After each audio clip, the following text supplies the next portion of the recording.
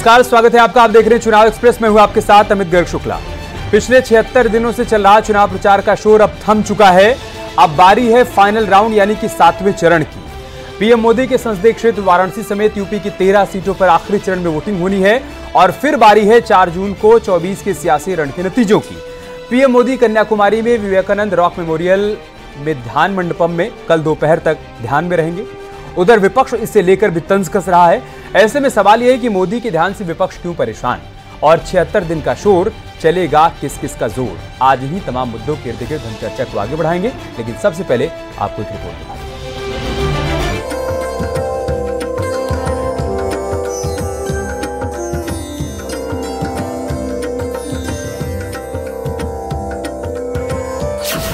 चुनाव प्रचार खत्म, पीएम की साधना शुरू।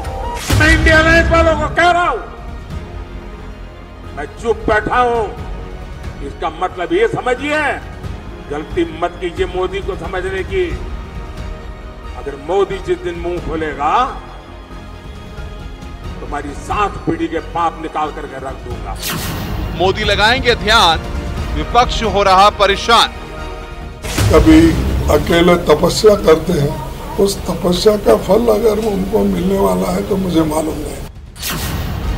1 जून को न्यूज 18 बताएगा किसका नंबर आएगा।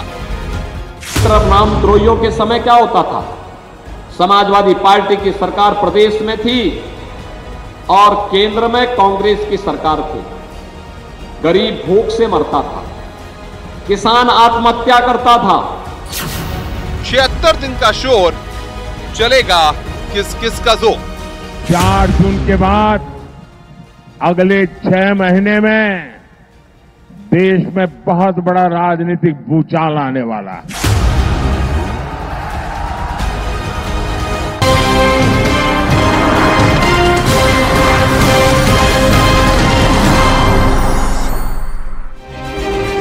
और चर्चा की शुरुआत करने से पहले सबसे पहले मेहमानों का परिचय आपसे करवा देते हैं।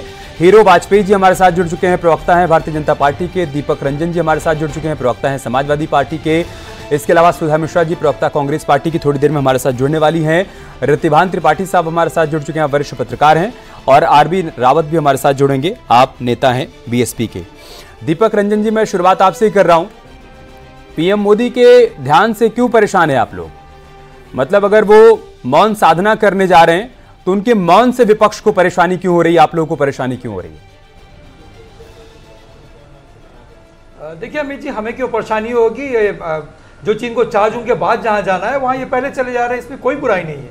और जिस जगह जा रहे हैं वहां पे थोड़ी सी हवा ठंडी है। मुझे लगता है कि थोड़ा गर्मी में चुनाव में ये हैरान परेशान हो गए होंगे। तो मैं समझता हूं अभी जो 6 अमित जी, जो अभी 6 चरणों के चुनाव हुए, इन 6 चरणों में भारतीय जनता पार्टी बहुत पीछे छूट चुकी है। और आगे आने वाला 7वां चरण जो है, इसमें जनता का गुस्सा जो है वो 7वें आसमान पे है। और एक चीज और मैं बताना चाहता हूं अमित जी, जिस 7वें चरण का उत्तर प्रदेश में चुनाव है, यहाँ की धरती ने सदैव लगातार जो है, मैं आ रहा हूं 7वें चरण पे आ रहा हूं। दीपक जी, आप ये करें, आपको कोई परेशानी नहीं है। कांग्रेस पार्टी चुनाव आयोग पहुंच चुकी है, ममता बनर्जी चुनाव आयोग जाने की धमकी दे रही हैं। तो अगर आप लोग परेशान नहीं है तो फिर ये सारी कवायद क्यों हो रही है? इतनी बेचैनी, इतनी परेशानी क्यों है? नहीं, देखिए चुनाव आयोग तो कांग्रेस जा रही है, ममता बनर्जी जी जा रही हैं, लेकिन मैं नहीं समझता कि जो चीज इनको, जो जहां इनको 4 जून के बाद जाना है एकांतवास में, वहां ये पहले चले जा रहे हैं, इसमें क्या बुराई है? जाएं, बिल्कुल जाएं। तो ये बात आप अपने गठबंधन साथियों को समझाइए ना, ये बात आप कांग्रेस पार्टी को समझाइए, ममता बनर्जी को समझाइए, जिनको आपने एक सीट दी है भदोही वाली, कि इतना परेशान क्यों हो रहे हैं? जिसको जहां ध्यान लगाना है लगाने दीजिए। कांग्रेस अमित जी, कांग्रेस पार्टी अगर जा रही है या टीएमसी जा रही है तो निश्चित रूप से उन्होंने कुछ देखा होगा, समझा होगा, इस कारण से जा रही है। लेकिन मैं समझता हूं कि जाएं, हमें कोई दिक्कत नहीं, हमें कोई परेशानी नहीं है। और हम तो फोकस हमारा पूरा 1 जून को जो 7 चरणों के चुनाव जो बचे हुए हैं, अभी उत्तर प्रदेश की 13 सीटों पर चुनाव बचे हुए, हम लोग का पूरा फोकस उस पर है। ठीक है हीरो वाजपेयी जी, जो रिएक्शन विपक्ष की तरफ से सामने आए वो लगातार आप सुन ही रहे होंगे। सार यही है कि 7वें चरण की वोटिंग से पहले वोटर्स को लुभाने की कोशिश की जा रही है, एक प्रचार का तरीका अपनाया जा रहा है कन्याकुमारी में ध्यान लगाकर, यह आरोप है। देखिए, मुझे लगता है कि आदरणीय प्रधानमंत्री मोदी जी हमेशा से इस तरह के कार्य करते रहे और ये कोई नई नहीं है। ना तो उनकी साधना नई है, ना उनके उपवास नए हैं और ना उनके पिछले 10 साल में कभी उन्होंने अपने कार्य से छुट्टी नहीं ली। जब भी कोई त्योहार हुआ, होली दिवाली सेना के लोगों के बीच में मनाई। ये कोई नया नहीं है कि वो ध्यान करने जा रहे हो, मौन साधेंगे, वो साधना कर रहे हैं, मुझे लगता है नहीं। इस साधना से जो लोग साधन विहीन होने वाले हैं 4 जून को, जिनकी असलियत खुलने वाली है, वो विचलित है, वो घबराए हुए हैं। मुझे लगता है देश की जनता को नासमझ समझने की विपक्ष एक असफल कोशिश कर रहा है। जनता बहुत समझदार है, जनता जनार्दन है, लगातार अपनी सोच, अपने विवेक से वोट डालती है। जो लोग समझते हैं जनता को कोई गुमराह कर सकता है, बरगला सकता है, बहका सकता है, मुझे लगता है वो भारत की लोकतांत्रिक जनता को, लोकतंत्र में जो जनता का सम्मान होना चाहिए, उसका अनादर करते हैं। लेकिन अखिलेश यादव साहब कह रहे हैं कि ध्यान तो 5-7 साल पहले लगाना चाहिए था, तब ध्यान लगाया नहीं, और अब 4 जून के बाद जो ध्यान लगाना चाहिए उसको अभी क्यों लगा रहे हैं? मतलब एक प्रकार से वो कह रहे हैं कि आप तो हार रहे हैं। देखिए, मुझे लगता है अखिलेश यादव इस तरह की बयानबाजी करते रहे। अभी उन्होंने कहा 79 हम जीत चुके हैं, जबकि 7वां चरण बाकी है, और उन्होंने कहा कि क्योटो भी हम देख रहे हैं कि हम जीत जाएंगे। तो मुझे लगता है काशी को क्योटो बनाने की बात है वैसे जैसी, पर काशी क्योटो नहीं है, और ना ही अखिलेश यादव जापान में है। मुझे लगता है इस तरह की हाइपोथेटिकल बातें करना अखिलेश का सगल बन चुका है। अपने नेतृत्व काल में जो उनको थाली में परोस के मुलायम सिंह जी ने सत्ता दी थी, उसके बीच में वो 14 हारे, 17 हारे, 19 में असफल कोशिश की, 22 में हारे, लगातार 4 चुनाव, बीच में हुए कई नगर निगम, स्थानीय निकाय चुनाव को वो हारते रहे। मुझे लगता है इस हार की हताशा, कई बार उन्होंने नए नए प्रयोग किए अपने जीवन काल में, कभी मायावती जी का साथ लिया, कभी राहुल जी का साथ लिया, पर साइकिल हमेशा छितर बितर हुई। चाहे हाथ ने साइकिल तोड़ी हो, चाहे हाथी ने साइकिल तोड़ी हो, साइकिल छितर हुई। उनका कोई भी प्रयोग उत्तर प्रदेश में सफल नहीं हुआ, और मुझे लगता है कि इस बार भी उनका प्रयोग जो है वो असफलता की ओर बढ़ रहा है, और एक तरह से हताशा में इस तरह की बातें कही जा रही है। हार की हताशा में बयान दे रहे हैं दीपक रंजन जी, आपका इस पर काउंटर। और साथ ही साथ पीएम मोदी ने कहा है कि 4 जून के बाद बड़ा राजनीतिक भूचाल आएगा, परिवारवादी पार्टियां बिखर जाएंगी। देखिए अमित जी, बनारस जो प्रधानमंत्री जी की कॉन्स्टिट्यूएंसी है, पिछले 2 बार से 2014-2019 में लगातार वहां से वो सांसद चुन करके आए। इन्होंने कहा था, प्रधानमंत्री जी ने कहा था बनारस को क्यूटो बनाने के बाद, ये हमने तो ये बात कही नहीं, लेकिन क्यूटो क्या हमें, इन्होंने तो बहुत सारी सिटीज को स्मार्ट सिटी बनाने की बात कही थी। लेकिन मैं इतना जोर कहना चाहता हूं अमित जी कि जब इंडिया ब्लॉक की सरकार बनेगी तो स्मार्ट सिटी तो ये बना नहीं पाए, लेकिन हम विलेजेस को स्मार्ट बनाने का जोर काम करेंगे। और आज की तारीख में जनता ने इनके काम के आधार पर, जो इन्होंने कुछ किया नहीं उसके आधार पर, काम के आधार पर जनता वोट देना चाहती है। अब ये ध्यान लगाएं या जो भी लगाना लगाएं, ये उनका अपना विशेष अधिकार है, बिल्कुल ध्यान लगाना चाहिए। लेकिन वही हमारे राष्ट्रीय अध्यक्ष जी ने बिल्कुल सही कहा कि कुछ साल पहले इन्होंने ध्यान लगा लिया होता और जनता का ध्यान लगा लिया होता कि आज की तारीख में स्वास्थ्य, शिक्षा, रोजगार, महंगाई, दवाई, पढ़ाई, सिंचाई की दिशा में आज हमारा हिंदुस्तान कितना पिछड़ गया है, अगर उस दिशा में उन्होंने ध्यान लगा लिया होता तो आज हमारे देश की दुर्दशा नहीं हो रही होती। ठीक है, सुधा मिश्रा जी भी हमारे साथ जुड़ चुके हैं कांग्रेस पार्टी से। सुधा जी, आपके गठबंधन साथी दीपक रावत जी का यह कहना है कि पीएम मोदी कहीं पर भी ध्यान लगाएं, इससे किसी को कोई परेशानी नहीं होनी चाहिए। तो फिर कांग्रेस पार्टी को परेशानी क्यों है? आपकी साथी टीएमसी को परेशानी क्यों है? आप भी ध्यान लगा सकते थे कहीं पर भी जाकर, किसी भी मंदिर में, किसी भी मंडपम में, आपको तो किसी ने रोका नहीं था। और अगर कोई जा रहा है तो फिर परेशानी क्यों?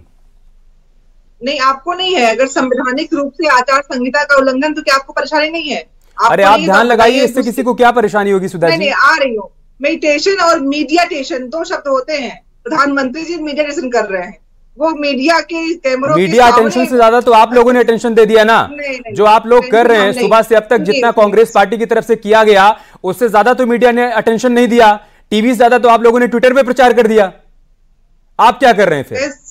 कैसी बात कर रहे हैं आप लोग? मतलब गांधी जी को देश नहीं विदेश कोई जानता नहीं है, इस पे आप लोगों को बोलना चाहिए। मैंने सवाल कुछ किया, आप जवाब कुछ देने लगी। मैं कह रहा हूं कि आपको उनके ध्यान लगाने से दिक्कत है, फिर आप कह रही कि मीडिया अटेंशन पाना चाहते हैं, और आप जो अटेंशन दे रही हैं उसका क्या? भाई टीवी से ज्यादा आप लोगों ने ट्विटर पर इसकी चर्चा कर दी। अरे भाई, ये प्रश्न पूछने के बाद शांत रहते हैं, उत्तर आने देते हैं। अरे भाई, आपने आरोप लगाया तो मैं आपसे काउंटर नहीं करूंगा। आप ये कह रही है कि टीवी अटेंशन, तो टीवी अटेंशन ज्यादा आपने अटेंशन दे दिया, फिर आप कह रही हैं कि आपको परेशानी भी नहीं है। हम इस देश के संविधान को मानने वाले लोग हैं, और संवैधानिक रूप से अगर चीजों को खराब किया जाएगा, ये अगर इनका मीडिया के आधार पे लोगों को बरगलाने का प्रयास होगा, झूठ को आगे बढ़ाने का प्रयास होगा, तो हम बोलेंगे उस पर, क्यों नहीं बोलेंगे? अगर राहुल गांधी मंदिर जाएं, प्रियंका गांधी मंदिर जाएं, तो फिर वो सब कुछ संविधान के दायरे में है। कोई और किसी मंदिर में जाए, कहीं ध्यान लगाए, तो आपको लग रहा है कि संविधान पर खतरा है, संविधान के खिलाफ है। मतलब ये क्या तर्क है, समझ से परे है। प्लीज आप प्रश्न करिए ना, 1 तारीख के बाद किसको ऐतराज होता? वो आज का तारीख 30। अरे भाई, राहुल गांधी रायबरेली में हनुमान मंदिर गए थे या नहीं गए थे? क्यों चले गए थे वो वोटिंग से पहले रायबरेली में? चुनाव प्रचार, प्लीज आप ना प्रवक्ता ना बनिए। नहीं प्रवक्ता, देखिए दिक्कत क्या है ना, जहां सवाल का जवाब नहीं होता आप एंकर को प्रवक्ता बताने लगती हैं। मैं आपसे एक सीधा सा सवाल कर रहा हूं, ठीक है, आप सहजता से सुनिए, उसके बाद जवाब दीजिए। राहुल गांधी रायबरेली में वोटिंग से पहले हनुमान मंदिर क्यों गए? नहीं, उस समय क्या, ये बताइए, मंदिर जाना और मंदिर का उन्होंने प्रचार किया था क्या? आपके पास नोटिस थी क्या? गजब हाल, मतलब राहुल गांधी मंदिर जाए तो ठीक है, पीएम मोदी ध्यान लगाए तो गलत है, और वहां पर संविधान खतरे में है, वो संविधान से बाहर है। मंदिर चले गए, कैसी बात कर रहे हैं? सुनिए पहले, राहुल जी ने कहा नहीं कि मैं मंदिर जा रहा हूँ। राहुल जी मंदिर हो आए तब आपको इन्फॉर्मेशन मिली, कुछ भी नहीं। इन्फॉर्मेशन पहले कैसे आ गई? जाते ध्यान करते, कौन मना करता है उनको? गजब बात। अरे वो मंदिर गए तो तस्वीर नहीं दिखी क्या? वो मंदिर गए तो तस्वीर नहीं दिखी क्या? वो मंदिर कैमरा लेकर क्यों चले गए? वो क्यों चले गए कैमरा लेकर? आप जाइए, ध्यान लगाइए, आपको किसने रोका है? सूचना नहीं भेज रहे हैं आपको कि हम ऐसा करने वाले हैं। गजब बात करते हैं। अरे गजब बात करती हैं आप, गजब बात करती हैं आप। ध्यान लगाइए, आपको किसी ने रोका है क्या? और आप, उन्होंने किसी को इनविटेशन भेजा था क्या? आप ही तो ट्विटर पर चुनाव आयोग में जाकर जहां तहां आप लोग उसकी चर्चा करने लगे। आप रोकने क्या? ठीक है, क्यों रोकने वाले? सुधा जी ऐसा है ना, जहां लड़ना चाहिए वहां आप लोग नहीं लड़ पाती हैं। दिक्कत यही है, जहां लड़ना चाहिए वहां नहीं लड़ पाते हैं, जिनसे लड़ना चाहिए उनसे नहीं लड़ पाते हैं। लड़ते हैं आप एंकर से, पत्रकारों से, टीवी पर आकर, ट्विटर पर जाकर। लड़ना चाहिए पब्लिक के बीच में जाकर। आप भी ध्यान लगाइए, आपको किसी ने रोका है क्या? भाई 7 चरणों में चुनाव प्रचार आप लोगों ने किया, आपका भी शरीर थक गया होगा, मन थक गया होगा, आप भी शांत करिए, ध्यान लगाइए, योगा करिए। रतिबान जी, पीएम मोदी, बीजेपी का कहना है कि पीएम कुछ बोले तब भी दिक्कत, मौन साध लें तब भी दिक्कत। ये किस प्रकार की दिक्कत है, कैसी परेशानी है रतिबान जी? देखिए, पूरे चुनाव में 7वां चरण का प्रचार आज खत्म हुआ है। पूरे चुनावी अभियान में प्रधानमंत्री नरेंद्र मोदी ने 206 रैलियां की, रोड शो किए। राहुल गांधी ने 65 रैलियां, रोड शो किए। आप चुनाव में मेहनत कौन ज्यादा कर रहा है ये दिखाई पड़ रहा है। खैर, ये अलग विषय है। जहां तक प्रश्न इस बात का है कि पीएम मोदी क्यों जा रहे हैं, व्यक्ति का, प्रधानमंत्री के नाते प्रधानमंत्री का अपना निजी जीवन भी हो सकता है। प्रधानमंत्री अगर जाते हैं ध्यान लगाने तो उसमें आपत्ति किस बात की होनी चाहिए, मुझे ये समझ में नहीं आ रहा है। अगर आपकी ही बात को मैं ले रहा हूँ, राहुल गांधी चुरुआ के हनुमान मंदिर में जाते हैं, रायबरेली जाते हुए, और वो हनुमान मंदिर में जाकर वो करते हैं, उसका प्रचार होता है, तो ये कौन सी गलत बात है? राहुल गांधी जी की निजी आस्था है, उन्हें जाना चाहिए। उसी तरह से प्रधानमंत्री मोदी की निजी आस्था, उन्हें जाना चाहिए। इस पर आपत्ति किस बात की? ये तो प्रश्न ही अनावश्यक है और ये समस्या ही अनावश्यक है। इस तरह से कभी भी ये जो विपक्ष है खुद मुद्दे देता है, फिर कहता है कि नहीं मीडिया इस तरह की बातें कर रहा है, मीडिया पक्षपात कर रहा है, मीडिया ऐसा कर रहा है। अरे भाई, आपने जब अटेंशन किया मंदिर, हनुमान मंदिर जाकर के, तो मीडिया आपके साथ गया, आपका प्रचार हुआ। अगर आज मोदी जी जा रहे हैं तो उनका प्रचार हो रहा है, इसमें नई बात कुछ है नहीं। लेकिन दरअसल चुनाव में मीडिया पर आक्षेप करना ही विपक्षी दलों की, और तो और मोदी जी ने कह दिया कि भाई आप लोग ऐसा कर रहे हैं। राजनीतिक चरित्र ही ऐसा हो चुका है कि मीडिया के पीछे पड़ जाना, मीडिया अच्छा करे तो खराब, खराब करे तो खराब कहा ही जाता है। तो कुल मिलाकर ये लांछन से या दोषारोपण से राजनीतिक दलों को बचना चाहिए, बजाय ये कहने की कि मोदी जा रहे हैं, मीडिया वहां क्यों जा रहा है। अरे भाई, जहां खबर होगी मीडिया वहीं जाएगा। खबर आप पैदा करिए, आप अमरनाथ में जाके ध्यान लगाते, अमरनाथ गुफा जाते, हम मीडिया आपके पीछे भागता, ज्यादा भागता। लेकिन आप वो करेंगे नहीं, दूसरा करे तो आप लांछन लगाएंगे मीडिया पर। ये बात कुछ समझ में नहीं आ रही है। और ये लोग तो केवल मीडिया से लड़ाई लड़ रहे हैं, जमीन पर लड़ाई कहाँ लड़ रहे हैं? जमीन पर लड़ाई लड़ी होती तो 206 रैलियां अगर मोदी जी ने की थी, रोड शो किए थे, तो इन्हें भी कम से कम 106 तो करना ही चाहिए था। इन्होंने नहीं किया, आधे से कम पर भी 1/3 पर जाके काम कर रहे हैं। तो जमीन पर मेहनत करनी चाहिए। ये इस बार चुनाव में निश्चित रूप से भारतीय जनता पार्टी के मुकाबिल विपक्ष ने मेहनत की है, लेकिन उनकी मेहनत सोशल मीडिया पर ज्यादा दिखाई, जमीन पर कम दिखाई पड़ी है। ये भी एक सच है। ये माने ना माने, ये फिर लांछन लगाएं कि नहीं मीडिया ऐसा कह रहा है, मीडिया वैसा कह रहा है, तो हम इनके लांछन से तो अपनी जुबान, अपनी आवाज बंद नहीं कर देंगे। हम वही कहेंगे जो सच है, सच कहेंगे, सच सुनेंगे, सच दिखाएंगे।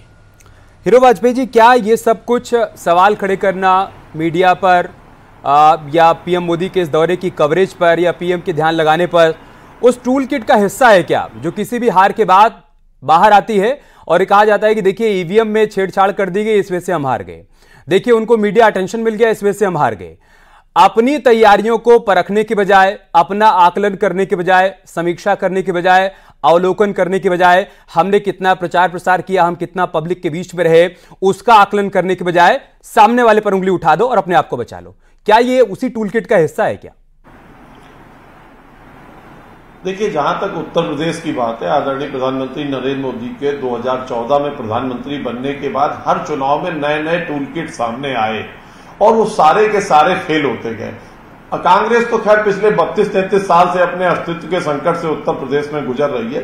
सपा का भी लगातार वही हाल है कि चुनाव दर चुनाव नए प्रयोग और नया फेल्योर, और उसी को छुपाने के लिए और अपने कार्यकर्ता जो बचे खुचे हैं उनको भ्रम में रखने के लिए इस तरह के आरोप राजनीतिक दल रचते हैं, और जिससे कि ये लगे कि ये कारण हो गया, वो कारण। मुझे लगता है मूल कार्यकर्ता भी अब अपने नेतृत्व पे विश्वास नहीं कर पा रहा है, इसलिए कांग्रेस और सपा और अन्य दल हाशिए पे चले जा रहे हैं। और रही बात पश्चिम बंगाल की मुख्यमंत्री की, तो उनको लगता है कि उनके हाथ से भी बाजी खिंचती चली जा रही है। इस बार वो बहुत ही बुरी स्थिति में है बंगाल में। बंगाल की जनता खुलेआम भय से मुक्त होकर सड़कों पर निकल के वोट डालने निकल चुकी है।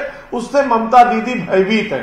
उन्होंने तुष्टीकरण का काम किया, मुस्लिम जातियों को ओबीसी में अलग से आरक्षण दे दिया, हाईकोर्ट ने उस पर रोक लगा दी। इन तमाम प्रयासों के बावजूद जब कोई अन्य कुत्सित प्रयास नहीं चल पा रहा है, तो मोदी जी अपने चुनाव के बाद, इतने लंबे चुनाव प्रचार के बाद, यदि वो ध्यान लगाने जा रहे हैं, मन को शांति, शरीर को शांति, भगवान में अपना ध्यान लगाना, देश के उन्नति की कामना करना, अगर इसके लिए वो ध्यान लगाने जा रहे हैं, तो मुझे लगता है विपक्ष को आपत्ति क्या? हाँ, कांग्रेस को आपत्ति है, ममता को आपत्ति है, वो जायज आपत्ति है। कांग्रेस ने अपने घोषणा पत्र में लिखा है कि वो बहुसंख्यकवाद को खत्म कर देगी, और मोदी के ध्यान को ये जोड़ते हैं कि बहुसंख्यकवाद उधर आकर्षित होता है। हम मानते हैं, हम हिंदू धर्म में पैदा हुए, हमारी आस्था है, हमारे विचार हैं, हमारा एक लंबा इतिहास है, हमारी भक्ति परंपरा है, उसका पालन यदि मोदी जी करते हैं तो मुझे लगता है इनको कांटे लगते हैं, क्योंकि इनको तुष्टीकरण में दिखता है, इनको ध्यान नहीं दिख रहा है। इनको दिख रहा है कि हम इस पर जब चोट करेंगे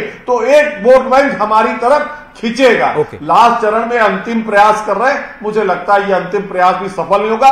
मैं लगातार कहता हूं, देश की जनता बहुत समझदार है, बहुत जागरूक है, उसे हर चीज बेहतर दिखाई दे रही है और बेहतर के आधार पर वो वोट कर रही है। ठीक है सुधा जी, सवाल ये कि आपके पास मौका था, ऐसा नहीं है कि आपके पास चुनाव के दौरान मंदिर जाने का मौका नहीं था। मतलब जैसे अयोध्या को लेकर ही चर्चा हो रही थी कि राहुल गांधी वायनाड से लौटेंगे, जब अमेठी जाएंगे या रायबरेली जाएंगे तो वो अयोध्या भी जाएंगे, चर्चाएं चल रही थी, लेकिन नहीं गए।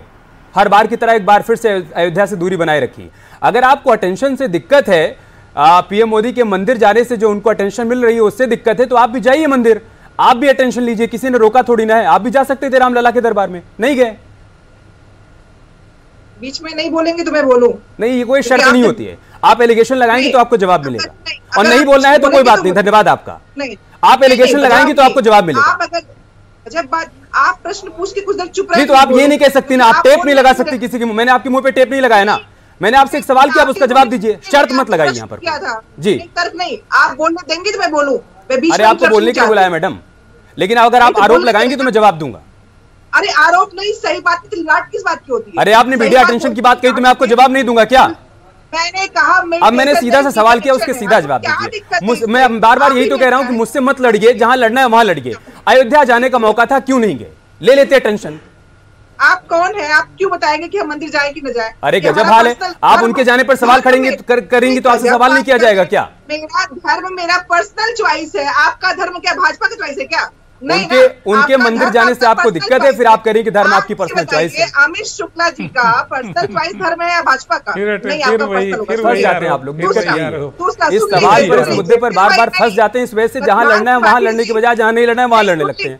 अरे सुन तो लीजिए, नहीं सुनना है आपको प्रश्न का वाजिब उत्तर सुनेंगे नहीं सुनना होता तो आपको बुलाते क्यों? बुला के न सुनना ज्यादा खराब है, न बुलाओ ज्यादा अच्छा है। अरे मैडम अपनी बात रखिए आप, फिर मैं बार बार आपसे कह रहा हूँ, जहां लड़ना है वहां लड़ने के बजाय यहाँ लड़ रही हैं आप। आपसे मैं क्यों लड़ूंगी? मेरा आपसे क्या पर्सनल? बस यही तो मैं आपको कहने की कोशिश कर रहा हूँ कि जहां जिनको जवाब देना है उनको दीजिए ना। अरे सुन तो लीजिए भाई साहब। अरे बहन जी, आपको ही सुन रहा हूँ मैं, आपको ही सुन रहा हूँ बहन जी। सुनिए, अगर भाजपा को सच में ध्यान लगाना होता तो ये इंफॉर्मेशन मीडिया में कैसे आई? कैसे आप जान गए कि जाके अरे आप चुनाव आयोग शिकायत करने पहुंच गई, आपने ट्विटर पर इसकी एक पूरी सीरीज चला दी और फिर कह रहे हैं कि बाहर कैसे चुनाव आयोग अगर बंद के बैठा हुआ आग बंद करके तो हम क्यों नहीं बोलेंगे। इस समय 5 बजे के बाद से आपका बंद है प्रचार, लेकिन वही जाएंगे जहाँ पे प्रचार बंद है, वही ध्यान लगाएंगे और मीडिया इसको दिखाएगा। और ये आचार संहिता का उल्लंघन नहीं है। आप अयोध्या जाते तो मीडिया उसको भी दिखाता, आप अयोध्या जाती तो मीडिया इसको दिखाता, लेकिन आप नहीं गई क्योंकि आपकी पॉलिटिक्स को सूट नहीं करता। आपको चुभेगा, आपकी पॉलिटिक्स को सूट नहीं करता, बस दिक्कत ये है। दीपक रंजन जी, अगर आप ये कह रहे हैं कि 140 करोड़ की जनता उनको 140 सीट भी नहीं दे रही है, तो फिर ये सहयोगियों को इतनी परेशानी क्यों हो रही है? किसी को कहीं पर भी ध्यान लगाने दीजिए, कहीं पर भी जाने दीजिए। आप तो ये मान के बैठे ना कि 140 से ऊपर वो नहीं जा रहे हैं। हो गया सुधा जी? दीपक जी नहीं, आप बात हमें सूट नहीं करता, मतलब क्या है? हमारे अध्यक्ष जी गए, हमारे प्रभारी जी गए, सब लोग गए सरयू में स्नान करके वापस चले गए, रामलला के दर तक नहीं जा पाए थे। और प्रियंका गांधी जी हनुमानगढ़ी में दर्शन करके वापस चले गए और रामलला के दर पर नहीं जा पाए। ठीक है दीपक जी, जवाब दीजिए। तो सरकार करिए ना, कैसे नहीं कर पाए? गजब आप लोग। देखिए अमित जी, हमारा ये कहना है समाजवादी पार्टी का स्टैंड है, बिल्कुल वो ध्यान लगाएं और बिल्कुल जो है मंदिर मस्जिद जाकर के जहां भी जाना उनको बिल्कुल जाए, उसमें समाजवादी पार्टी को कोई गुरेज नहीं। लेकिन हम ये ध्यान हिंदुस्तान की देवतुल्य जनता और हिंदुस्तान की महान जनता को हम ये बताना चाहते हैं कि अगर देश के प्रधानमंत्री जी आज जिस तरीके से ध्यान लगा रहे हैं, अगर इतना ही ध्यान उन्होंने हिंदुस्तान की महान जनता की तरफ भी लगा दिया होता, किसानों की तरफ भी लगा दिया होता, बेरोजगारों की तरफ भी लगा दिया होता, हमारी बहन बेटियों की तरफ लगा दिया होता, महंगाई की तरफ लगा दिया होता, तो हम ये कहना चाहते हैं कि ध्यान इनको जो है ध्यान उस तरफ इनको लगाना चाहिए था कि जब हिंदुस्तान के हालात जो है बद से बदतर हो रहे थे, महंगाई चरम पे थी, किसानों की शहादत हो रही थी, नौजवानों की नौकरियां छीनी जा रही थी, 60 लाख बच्चों का भविष्य के साथ खिलवाड़ हो रहा था, पर्चा लीक हो रहा था। तो हम तो ये कहना चाहते हैं प्रधानमंत्री जी को उस ओर भी ध्यान लगाना चाहिए था। और रहा सवाल देखिए सभाओं का, हमारे पास अमित जी जितने सीमित संसाधन है उस हिसाब से हम सभाएं कर सकते हैं। लेकिन साथ ही साथ अमित जी मैं ये भी कहना चाहता हूं कि जहां पर हमारे घटक दल हैं, जहां पे हमारे अलायंस पार्टनर्स हैं, जैसे आपके बिहार में आरजेडी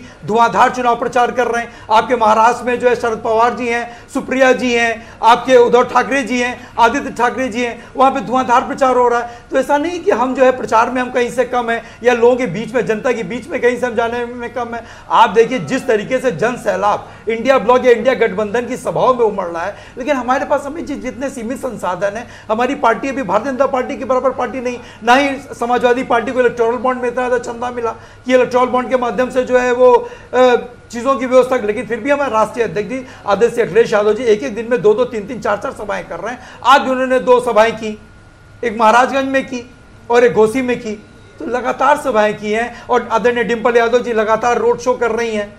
घोसी में उन्होंने रोड शो किया, गाजीपुर में उन्होंने किया, बनारस में उन्होंने किया। तो कहाँ हम लोग नहीं जा रहे लोगों के बीच में? देखिए आज की तारीख में अमित जी ये चुनाव जो है, हम चुनाव प्रक्रिया में जरूर हम भाग ले रहे हैं, लेकिन हम चुनाव लड़ नहीं रहे। चुनाव हम लड़ रहे हैं मुद्दों से, चुनाव हम लड़ रहे हैं महंगाई के खिलाफ, चुनाव हम लड़ रहे हैं बेरोजगारी के खिलाफ, चुनाव हम लड़ रहे हैं जो आज के देश की जो हालात है उसके खिलाफ। हम देखिए हम राजनीतिक दल है, हम राजनीतिक पार्टियां जो है अमित जी, हो सकता है हम अपने मुद्दे से भटक जाए, लेकिन आज का जो देश की जो जनता है ना, जो महान जनता है, उनके मुद्दे ऑन है, जो उनकी मूलभूत समस्या है वो ऑन है, वो उससे नहीं भटक रहे, उसके खिलाफ। इसीलिए आज भारतीय जनता पार्टी के खिलाफ माहौल है और अंडरकरंट भारतीय जनता पार्टी के खिलाफ है। इसलिए आज जो 6 चरण हुए हैं उसी में भारतीय जनता पार्टी बहुत पिछड़ चुकी है। और यही मैं कहने चाह रहा था कि जो आगे एक आधा मिनट अमित भाई और लूंगा कि अभी आगे 7th फेज का जो चुनाव होने जा रहा है, यहाँ की धरती ने सेना में बहुत जवान दिए, यहाँ से बहुत सेना के जवान पैदा हुए, लेकिन आज की तारीख में अग्निवीर योजना ला करके इन्होंने जो है नौजवानों के भविष्य के साथ खिलवाड़ करने का काम किया, उनके अरमानों पे ठेस पहुंचाने का काम किया।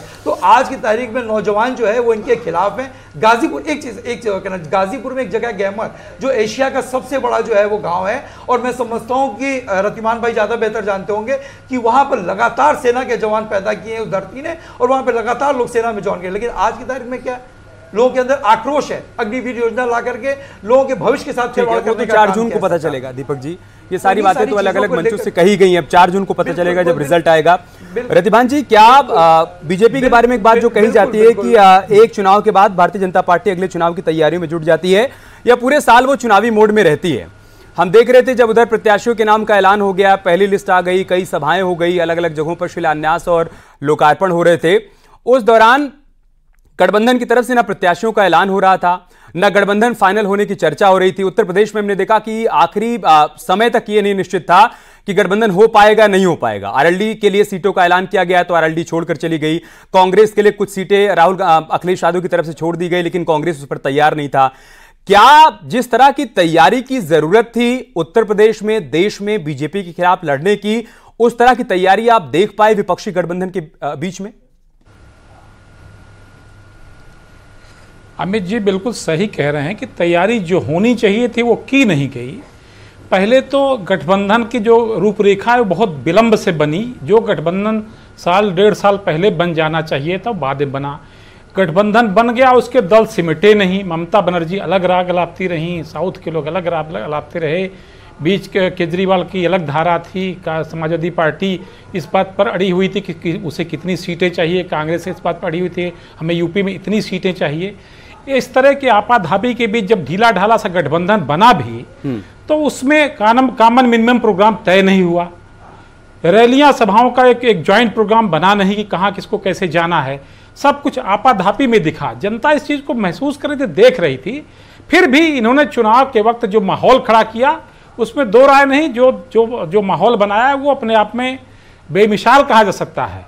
हाँ, ग्राउंड पर इनका माहौल नहीं था, ये सोशल मीडिया पर था, हल्ला मचाऊ किस्म का था।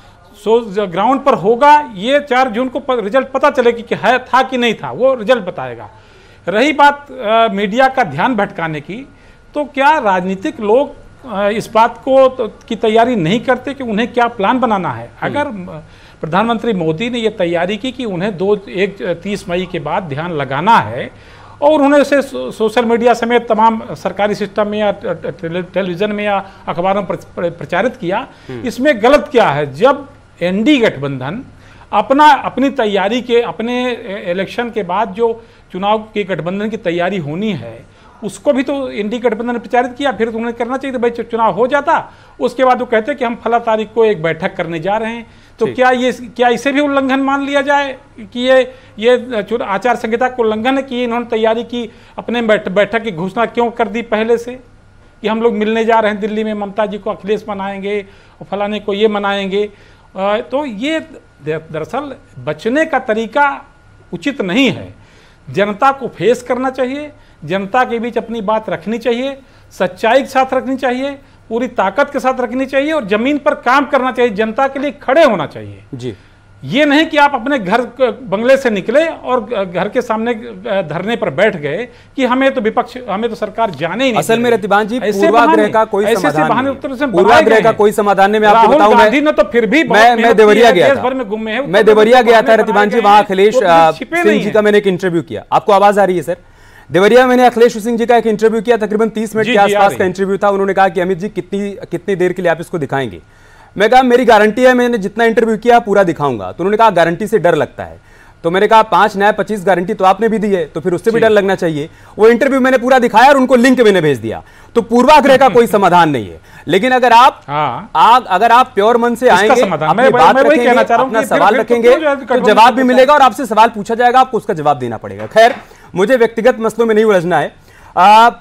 सुधा जी, आज पीएम मोदी की तरफ से कहा गया कि 4 जून के बाद भूचाल आएगा, राजनीतिक भूचाल आएगा और परिवारवादी पार्टियां बिखर जाएंगी, उनमें बिखराव देखने को मिलेगा क्योंकि अपने लोगों को उनको जवाब देना पड़ेगा कि आपने किया क्या। एक बार फिर से आपने परिवारवाद को आगे बढ़ाया और हमें हार का सामना करना पड़ा। यह कहना है पीएम मोदी का, आपका जवाब? जी बिल्कुल भूचाल आएगा और अभी कल भूचाल आना चाहिए था, लेकिन अमित जी भूचाल नहीं आया। गोंडा में आपने देखा ब्रजभूषण सिंह के बेटे ने 3 को कुचला, 2 की तुरंत मौत हो गई। इस देश में भूचाल नहीं आया। वो परिवारवाद नहीं है। पुत्र को दिया गया टिकट, उसकी गाड़ी से 2 लोग मर जाते हैं, एक अस्पताल में भर्ती होता है, कोई भूचाल नहीं आया। तो सच में भूचाल आएगा और भूचाल आना भी चाहिए इस देश में। झूठ सुन के इस देश में, मैंने कहा ना स्टार्टिंग में कि गांधी जी जैसे व्यक्तित्व को, जो वैश्विक रूप से इस देश की पहचान है, जितनी बार विदेश गए हैं प्रधानमंत्री जी जाके झुके हैं और गांधी जी की प्रतिमा के सामने झुके हैं, उसके बावजूद लोगों के सामने ये कहना कि गांधी कोई जानता नहीं है, इस देश का अपमान है। भूचाल आना चाहिए इस देश में, हर उस झूठ पे भूचाल आना चाहिए जो इस देश के प्रधानमंत्री ने आए बाएं साएं बकते हुए कई बार फैलाया है। मुजरा बोलते हैं, वो मंगलसूत्र बोलते हैं, भैंस बोलेंगे, मटन बोलेंगे, घर से चोरी होगी ये बोलेंगे, कल को कहेंगे हर घर में कांग्रेसी आएंगे और आपकी घंटी बजा के भाग जाएंगे, मतलब कुछ भी। तो भूचाल आना चाहिए और भूचाल आएगा। ये जो आए बाएं साएं बातें हो रही है ना अमित जी, इसीलिए हो रही है क्योंकि डर गए हैं लोग जो सिर्फ झूठ बोलते हैं।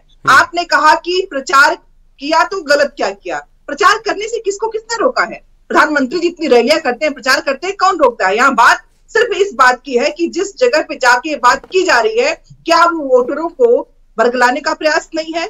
क्या इस पे प्रश्न नहीं खड़ा होना चाहिए? और किस देश के लोकतंत्र में प्रश्न खड़ा करना गलत हो गया है? ये दिखाता है अमित जी, जब हम प्रश्न करते हैं, हमारे प्रश्नों को आप लोग दरकिनार कर देते हैं, तब गुस्सा होता है, आक्रोश आता है, तूफान लाने का मन करता है। जिस तूफान की बात प्रधानमंत्री करते हैं ना, हमारा रोज मन करता है। प्रश्न उठाना किस लोकतंत्र में गलती है? मान लीजिए हमने कहा कि जो हो रहा है वो इस आचार संहिता का उल्लंघन है, तो इस पे बात नहीं हो रही है कि क्या आचार संहिता का उल्लंघन है या नहीं, ये बातें होनी चाहिए या नहीं। बात किस पे हो रही है कि आप क्यों नहीं कर रहे हैं, आप क्यों कर रहे हैं? मैं हीरो वाजपेयी से जवाब लूंगा आपकी बातों का। आपकी तमाम बातें अपनी जगह सही हो सकती हैं, लेकिन आपका यह कहना कि वोटरों को बरगलाने की कोशिश है, दरअसल चूक यहीं पर हो जा रही। सुधा जी, हो सकता है आपको बुरा लगे, वोटरों को इतना हल्के में, उनकी समझ को इतना हल्के में मत लीजिए। उनको कोई बरगला नहीं सकता है। हम ना ये कहने के लिए नहीं कहते कि जनता जनार्दन है, जनता सब जानती है। मैं लगातार 30 दिन तक, सुधा जी आप बोलती रहे, मैं सुन रहा था ना, मैं बोल रहा हूं थोड़ा पेशेंस के साथ सुन लीजिए आप। मैं लगभग 30 दिनों तक जनता के बीच में रहा, वोटर्स के बीच में रहा, उसकी अपनी समझ है, उसको पता है कि कौन क्या बोल रहा है और उसके बोलने के मायने क्या हैं, कौन कहां जा रहा है उसके जाने के मायने क्या हैं, कोई मंदिर जा रहा है तो उसके मायने क्या है, कोई मंदिर नहीं जा रहा है तो उसके मायने क्या है। तो आप उस वोटर की समझ पर ना सवाल मत खड़े करिए, उसको कोई इतना आसानी से बरगला नहीं सकता, और अगर बरगला सकता तो चुनाव में कभी किसी की हार होती नहीं। ठीक है, अब हीरो वाजपेयी जी आपका जवाब। उनका यह कहना है कि चुनाव आचार संहिता का उल्लंघन है या नहीं है, ये कौन तय करेगा? हीरो वाजपेयी जी, देखिए, ये तो चुनाव आयोग तय करेगा कि चुनाव आचार संहिता का उल्लंघन है कि नहीं है। पर मेरी बात जो बार बार सुधा जी कहती है कि बरगलाने के लिए मोदी जी चले गए, वहां ध्यान लगाने चले गए, तो फिर इनको यह भी मानना चाहिए अगर वो राम मंदिर चले गए तो भी जनता भ्रम में आ गई होगी, और जो राम मंदिर नहीं गए, जिन्होंने राम का अस्तित्व को नकार दिया, जनता उससे भी बरगला गई होगी। तो क्या उसी का दंड कांग्रेस भुगत रही है लगातार और आगे भी भुगतने को तैयार है? इस पर चिंतन करना चाहिए सुधा जी को कि अगर जनता जनार्दन है और किसी के आने और जाने मंदिर से आचरण से बरगलाती है, तो फिर राहुल जी ने जनेऊ क्यों पहना, राहुल जी मंदिर क्यों गए? हाँ, आज देश की जनता ने इन्हें मस्जिद जाने से रोक दिया, चादर चढ़ाने से रोक दिया, टोपी लगाने, तब भी अपने घोषणा पत्र में लिखा कि बहुसंख्यकवाद खत्म कर देंगे। उसी का रिपरकशन है कि लगातार कांग्रेस उत्तर प्रदेश में अपने अस्तित्व के संकट से जूझ रही है, और जो पिछलग्गू दल इनके पीछे लग रहे हैं वो भी मिटते चले जा रहे हैं, और परिवार की पार्टियों का अस्तित्व इस चुनाव के बाद समाप्त हो जाएगा। सुधा जी, आपका जवाब।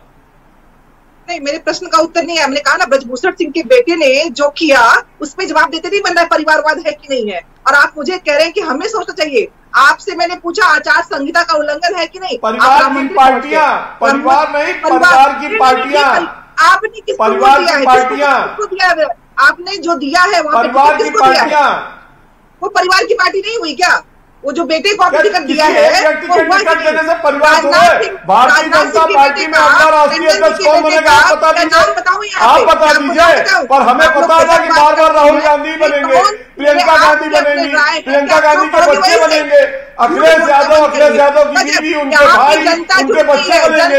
ये परिवारवाद है। एक पार्टी में एक पार्टी की जब जिस तरह से विरासत की तरह से हो रहा है, ये परिवारवाद है, और इस परिवारवाद को जनता खत्म कर देगी इस बार। सुधा जी, अंतर्गत प्रलाप करना बंद करिए। संवैधानिक रूप से मतदान पड़ता है, उससे चुने जाते सांसद, आप और हम नहीं चुनते हैं। ये कहना बंद करिए। भाई, तो उसी संविधान के तहत तो आप हारते हैं, तब भी आप कहते हैं कि नहीं, वो ईवीएम ने हरा दिया, ईवीएम ने हरा दिया। जहां आप जीत जाते हैं वहां ईवीएम सही, जहां हार जाते हैं वहां ईवीएम गलत। जहां आप जीत गए मोदी जी का मंदिर जाना सही था, और जहां आप हार गए मोदी जी का मंदिर जाना गलत। क्या किया उस पर? प्रश्न का जवाब है, कल 2 लोग मरे हैं, ऐसी मौत जो उनको नहीं चाहिए थी, लेकिन मौत मिली 2 लोगों को। क्या किया आप लोगों ने? कानून क्या किया? कानून अपना काम करेगा, जो भी दोषी होगा उसको दंड मिलेगा। 2 लोगों की जान चली गई, कानून काम करेगा। आप लोगों ने क्या किया? ठीक है दीपक जी, क्या परिवारवाद एक ऐसा मसला है, एक ऐसा मुद्दा है जहां पर बार बार आप लोग फंस जाते हैं, वहां पर निरुत्तर हो जाते हैं? जैसे मैं समाजवादी पार्टी के तमाम नेताओं और कार्यकर्ताओं से भी मिला, बाकी विपक्ष की तरफ से लगातार ये मुद्दा उठाया जा रहा है, आम पब्लिक भी ये सवाल पूछ रही थी दीपक जी, जब मैं लोकसभा चुनाव कवरेज के दौरान लोगों के बीच जा रहा था, कि आप देखिए एक तरफ तो ये कह रहे हैं कि यादवों की पार्टी है समाजवादी पार्टी, मतलब यादवों की अगर कोई पार्टी कोई सच्चे मामले में अगर हित के बारे में सोचती है उनके, तो समाजवादी पार्टी है। उनका यह कहना है कि क्या सैफई परिवार से बाहर कोई और यादव नहीं दिखा उत्तर प्रदेश की 80 सीटों पर जिसको आप प्रत्याशी बना देते, या फिर परिवार से बाहर आपको चेहरे नहीं दिखे, दीपक रंजन वो चेहरा आपको नहीं दिखा जिनको आप चुनावी मैदान में उतार देते? क्या एक ऐसा मसला है जहां पर बार बार बैकफुट पर चले जा रहे हैं आप लोग? अमित भाई, मैं एक चीज बड़ी साफगोई साहब को बताना चाहता हूं कि उत्तर प्रदेश में जितने भी समाजवादी पार्टी है, इंडिया अलायंस के जितने भी प्रत्याशी हैं, वो सारे हमारे परिवार के लोग हैं, हमारे परिवार से कोई अलग नहीं है। और देखिए, रहा सवाल जैसे भारतीय जनता पार्टी का या एनडीए का, इसको इंडिया बोलने में दिक्कत होती है, लेकिन आज वरिष्ठ पत्रकार आदरणीय श्री रतिभान जी को भी इंडिया ब्लॉक बोलने में दिक्कत हो रही है। अरे इंडिया बोलने का हम एक बार नहीं, अगर 1000 बार मौका मिलेगा तो हम बड़े गर्व से इंडिया बोलेंगे। लेकिन आज जो है वरिष्ठ पत्रकार जी भी इंडी गठबंधन बोल रहे हैं। अरे साहब, इंडिया ब्लॉक बोल दीजिए, इंडिया मोर्चा बोल दीजिए। अरे भारतीय जनता पार्टी के लोग और एनडीए गठबंधन के लोग तो बोल ही रहे हैं उसको, इंडिया को। आप प्रतिभान जी के साथ उलझने के बजाय या इंडी और इंडिया में उलझने के बजाय मैंने आपसे सीधा से सवाल किया था, उसका आप जवाब दीजिए। देखिए, पांच यादवों को आप टिकट दिए है, आखिरी है दीपक भाई, एक सेकंड नहीं, आपस में उलझने का कोई मतलब नहीं सर, हमें पढ़ना ही नहीं है, हमें इंडिया और इंडी पे हम डिबेट नहीं कर रहे हैं। 2 बार क्यों बोलेंगे? हम इंडिया और इंडी पर डिबेट नहीं कर रहे, कोई बात नहीं। ओके सर, इंडिया मोर्चा बोल दीजिए दीपक जी, दीपक भाई एक सेकंड सुन लीजिए आप। दीपक भाई इंडिया और इंडी में मत पढ़िए। अरे मैंने बोल दिया इंडिया गठबंधन, मैंने बोल दिया इंडिया गठबंधन। दीपक भाई मत पढ़िए उसमें, बोलिए ना। नहीं, आपको नहीं बोल रहा हूं मैं। ठीक है अमित भाई, हाँ बताइए। मैं कह रहा हूं, देखिए, अखिलेश यादव, डिंपल यादव, धर्मेंद्र यादव, आदित्य यादव, इसके अलावा अक्षय यादव, इसके बाहर कोई और यादव नहीं मिला क्या आपको? रमेश बिंद, आरके चौधरी, रविदास मेहरोत्रा, ये सारे हमारे परिवार के लोग हैं। आप क्यों इनको परिवार से आप अलग करना चाह रहे हैं?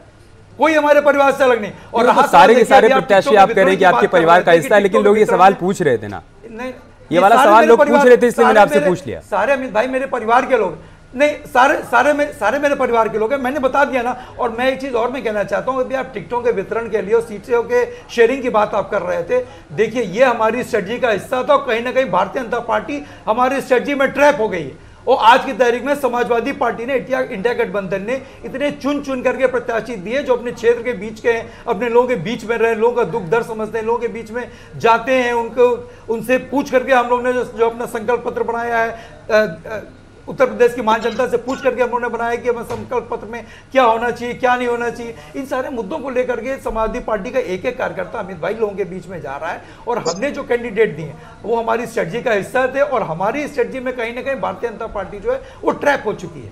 हीरो वाजपेयी जी, आपका जवाब। और दीपक रंजन जी को लग रहा है कि उनकी स्ट्रेटजी में आप लोग ट्रैप हो चुके हैं।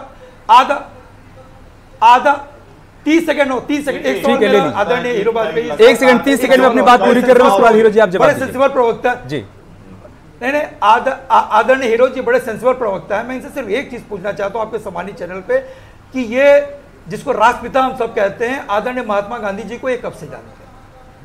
इसका जवाब जरूर दे दें, क्योंकि देश की जनता को जानना चाहिए कि भारतीय जनता पार्टी के सेंसिबल प्रवक्ता महात्मा गांधी जी को कब से जानते हैं। ठीक है, हीरो वाजपेयी जी। देखिए, मैंने तो जब से होश संभाला तब से जानता हूं, और मुझे लगता है कि जो लोहिया की पार्टी के लोग हैं, और जो लोहिया के नाम पे, वो आज तक कभी ना मुलायम सिंह जी ने लोहिया देखा, ना लोहिया पढ़ा, ना लोहिया जाने, ना लोहिया से कभी मिले थे। तो अपने को देखिए, अपने अंतर्मन को देखिए कि लोहियावादी पार्टी के लोग कभी लोहिया जी से नहीं मिले थे, और नाम है कि लोहिया के लोग हैं। इस विचार में छोड़िए, चुनाव पे आइए, जनता के बीच के मुद्दों पे आइए। आप पूरे कोरोना काल गायब रहे, सपा कहां थी कोरोना काल में जनता के बीच में? लगातार 4 चुनाव दीपक जी, लगातार जनता आपको नकार रही, क्योंकि आप मूल मुद्दों से भटक कर केवल और केवल मोदी और योगी पर हमला करने में लगे। वो 2 नेता हैं भारतीय जनता पार्टी के, जिनके नेतृत्व में भारतीय जनता पार्टी विजय प्राप्त कर रही। पार्टी बड़ी है, विचार बड़ा है, इसलिए हमारा परिवार बड़ा है। हम कहते हैं ना भाजपा परिवार है। कौन बता सकता है कि हमारा अगला अध्यक्ष कौन होगा? जेपी नड्डा के बाद कौन अध्यक्ष होगा? हम भी नहीं जानते, आप भी नहीं जानते, लेकिन हम जानते हैं समाजवादी पार्टी में कौन होगा, उसके बाद कौन होगा, उसके बाद कौन होगा, ये पता है। कांग्रेस में कौन होगा, उसके बाद कौन होगा, ये परिवारवाद है। इससे आपको मुक्ति नहीं मिल रही। और जो सवाल जनता पूछ रही है, क्या केवल एक परिवार के ही यादव थे, बाहर के नहीं? ये बात सही है, पब्लिक डोमेन में तमाम सवाल आते हैं, ये भी आया। लेकिन क्या लोग इस आधार पर वोट दे रहे? नहीं, लोग विकास के आधार पर, नेतृत्व के आधार पर, नीति के आधार पर, नियत के आधार पर, आगे की भावी योजनाओं के आधार पर वोट देते हैं, ना कि सिर्फ मोदी पे हमला करने पे, योगी पे हमला करने पे, भारतीय जनता पार्टी को उल्टा सीधा कहने पे वोट नहीं पड़ता। जनता बहुत समझदार है, आपको 4 चुनाव के बाद समझ में आ जाना चाहिए कि ये कहना कि मोदी जी बरगला देंगे, योगी जी बरगला देंगे, नहीं, उनका काम, उनकी नियत और नीतियां, इसके आधार पर जनता वोट दे रही है। ठीक है रतिभान सर, मेरा आपसे सवाल ये है, 2019 के लोकसभा चुनाव में जब एसपी और बीएसपी का गठबंधन हुआ तो हमने देखा कि एसपी के वोटर तो बीएसपी के प्रत्याशियों की तरफ गए, मतलब वो वोट उधर चला गया बीएसपी की तरफ, लेकिन बीएसपी के बहुत सारे वोटर एसपी की तरफ नहीं आए और परिणाम ये हुआ कि बीएसपी 0 से 10 तक पहुंच गई और समाजवादी पार्टी 5 पर थी, 5 पर ही रह गई। इस बार आपको लग रहा है कि कांग्रेस और समाजवादी पार्टी के वोटर्स के बीच में वो मर्जर हो चुका है या स्थिति आप 2019 वाली देख रहे हैं? नहीं, 2019 की स्थिति अलग थी। बहुजन समाज पार्टी और समाजवादी पार्टी का जो गठबंधन हुआ था उसमें आपने जो कहा अमित जी कि बसपा के वोटर सपा की ओर नहीं गए और सपा के वोटर बसपा की ओर गए, ये सच है। मायावती जी की स्थिति ये 10 सीटों वाली नहीं होती अगर बस सपा के लोगों ने साथ नहीं दिया होता। ये मायावती जी ने उस समय अखिलेश यादव का उन्होंने भले प्रयास किया, दिखाया हो सार्वजनिक रूप से, लेकिन उनके वोटर इस बात को समझ नहीं पाए, उन्होंने समाजवादी पार्टी को अंगीकार नहीं किया। अब रही बात मौजूदा गठबंधन की, तो मुझे ये लगता है कि कांग्रेस के लोग तो हो सकता है समाजवादी पार्टी को समर्थन कर दें, लेकिन समाजवादी पार्टी के लोग कांग्रेस को समर्थन करेंगे, मुझे इस पर संदेह है। 17 सीटें ही हैं, उसका रिजल्ट आप देखिए कितनी सीटों पर आता है, 17 सीटें ही हैं, उसका रिजल्ट आप देखिएगा। और समाजवादी पार्टी का पैमाना देखिए, उनके पास पिछले 5 आई थी, इस बार कितनी आती हैं, कितनी आएंगी, इस नंबर गेम में मैं नहीं जाता हूं। लेकिन ये चुनाव जो हुआ है, इस चुनाव में दोनों तरफ से झूठ चले हैं, दोनों तरफ से भ्रम फैलाए गए हैं और दोनों तरफ से परिस्थितियां खराब की गई हैं। बड़े नेताओं के जो बोल थे वो अच्छे नहीं थे। ये हम अगर ऐसा कहेंगे तो वो राजनीति के लोग कहें कि आप हमको समझाएंगे, हमें भाषा मर्यादा का ख्याल रखना, लेकिन नहीं, ये समझे ना समझे हम सच कहेंगे, मर्यादा का पालन होना चाहिए। सार्वजनिक जीवन की बात करें, जहां तक मौजूदा परिस्थिति की बात है, ये जो स्थितियां हैं उनमें कुल मिलाकर के चुनाव बहुत अच्छा जिस तरीके से लड़ा जा रहा है, जिस तरीके से हो रहा है। दीपक भाई 10 सेकंड में आपका क्लोजिंग कमेंट। परिस्थितियां क्या हो सकती हैं कि विपक्ष कुछ दिन में मेहनत ही ना करे और अचानक मेहनत करने लगे, बहुत बड़ी बात है ये। ठीक है दीपक भाई। देखिए अमित जी, रहा सवाल देखिए संविधान बदल करके आरक्षण को खत्म करने का, ये हम लोगों ने नहीं कहा था, विपक्ष ने नहीं कहा था, ये बातें सत्ता पक्ष के लोगों ने उठाई थी। ये बात आपके आरएसएस के प्रमुख जो है मोहन भागवत जी ने, मनमोहन बैस जी ने, लल्लू सिंह जी, चलिए तो पुरानी बात हो गई मोहन भागवत जी की, लेकिन लल्लू सिंह जी ने तो अभी खुले मन से कहा, अरुण गोविल जी ने मेरठ में कहा, उसका दिव्या कुमारी जी जो डिप्टी सीएम। दीपक भाई आप ये भी तो जानते हैं ना कि संविधान को खत्म कर देना ये किसी के बस की बात नहीं है। और रही बात ये कि आप ये कह रहे हैं कि तीसरी बार सत्ता में आ जाएंगे, पूर्ण बहुमत से आ जाएंगे तो संविधान खत्म कर देंगे, तो 2 बार पूर्ण बहुमत से रहे दीपक भाई। और जिस ये इसकी चर्चा पब्लिक के बीच में कहीं थी नहीं दीपक भाई, यकीन मानिए जब मैं पब्लिक के बीच में गया किसी ने ये नहीं कहा कि तीसरी बार सत्ता में आ जाएंगे तो संविधान खत्म कर देंगे। बाकी आपकी बातें अपनी जगह सही है, महंगाई, बेरोजगारी, नौकरी, ये सब बातें अपनी जगह सही हो सकती है, लेकिन संविधान खतरे में है ये कम से कम आम पब्लिक मानने को तैयार नहीं है। बहुत समय इतना ही था हमारे पास। बहुत बहुत शुक्रिया आप सभी का हमारे साथ जुड़ने के लिए, इस चर्चा का हिस्सा बनने के लिए। खबरें जारी हैं, आप बने रहिए।